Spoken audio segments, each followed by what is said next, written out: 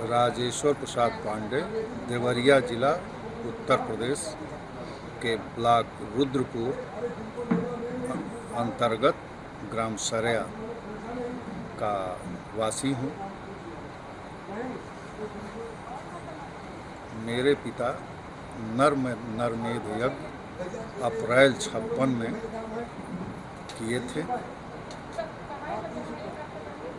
उसमें सभी उन्होंने आत्म कल्याण और लोक कल्याण के लिए अपना जीवन अर्पण कर दिए थे। मेरी माँ 1957 में गुरुदेव तपोभूमि गायत्री माता के चरणों में उपस्थित हुई। गुरुदेव और वंदनीय माता जी से मुलाकात नहीं हुआ। बिलख बिलख करके रोने लगी। मेरे माता का नाम मूर्ता देवी, मेरे पिता का नाम कृष्णकांत पांडे। उसके पास केवल 1 रुपये थे। उस 1 रुपये का उन्होंने अर्पण कर दिया और कहा, हे गायत्री माता, आप हमारे इन बाल बच्चों का रक्षा करिएगा, आप ही हैं।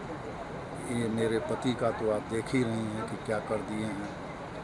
और बिना खाए पिए हम लोग घर वापस गए।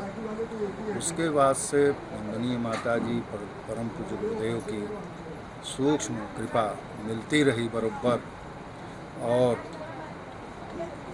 तेज असहाय स्थिति में जीवन चलता रहा, संघर्षमय होता रहा। लगातार पढ़ते लिखते स्नातक करने के बाद मैं पहली बार कंपटीशन में आया, बैठा। गुरुदेव ने उसमें प्रथम बार में ही उसमें उत्तीर्ण कराया और नौकरी मिली।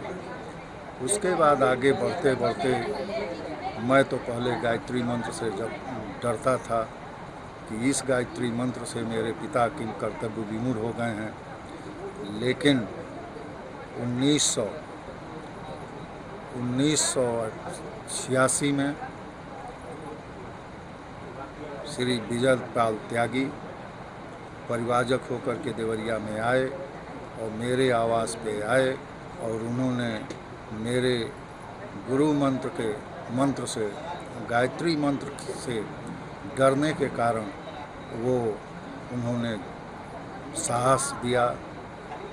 उन्होंने प्रेरित किया कि नहीं, गायत्री मंत्र ही आपका उद्धार करेगा। अंत में सन 1995 में वंदनीय सायल दीदी और डॉक्टर प्रणव पांड्या जी से दीक्षा 1995 अश्वमेध यज्ञ में प्राप्त किया। उसके बाद गायत्री मंत्र का जो साधना निरंतर चली। नतीजा ये है कि गोरखपुर देवरिया शक्तिपीठ में कुछ सहयोग मेरे हाथों से हुआ। उसके बाद मेरा पदोन्नति हुई। सिद्धार्थ नगर ज़िले में मैं गया। सिद्धार्थ नगर की शक्तिपीठ के निर्माण में सभी को साहस देना, सभी को प्रेरित करना। उसके बाद सेवानिवृत्त होकर के आना और शताब्दी समारोह में पूरे अपने कार्य रुद्रपुर ब्लॉक क्षेत्र के 700 लोगों से गायत्री मंत्र लेखन पुस्तिका कर उस पूर्णाहुति में शामिल हुआ। उसके बाद रुद्रपुर ब्लॉक पर के आकर के वहाँ के कार्यकर्ताओं ने हमें ब्लॉक समन्वय का काम करने के लिए सौंपा। तब से निरंतर कार्यरत हूँ और युग निर्माण के कार्य को आगे बढ़ाने में कर रहा हूँ। गायत्री मंत्र मार्च 1922 की पत्रिका में फिर पुनः मंत्र लेखन के लिए मैं चारों ओर युग निर्माण पत्रिका बांटा, और जब यह प्राणवान कार्यकर्ता शिविर का आह्वान हुआ तो मेरा आगमन हुआ है। मैं यहाँ 1